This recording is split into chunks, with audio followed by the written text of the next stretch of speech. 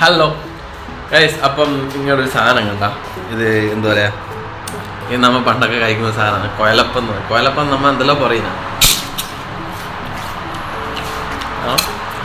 ഈ സാധനം പലതരത്തിലെ കളറുണ്ട്. റോസ് കളറ്, വെള്ള കളറ്, പിന്നെ ഓറഞ്ച് കളറ്. ഇതങ്ങനെ ഈസി ആയിട്ട് ഉണ്ടാക്കുന്ന സംഭവം ഞാൻ കണ്ടില്ല.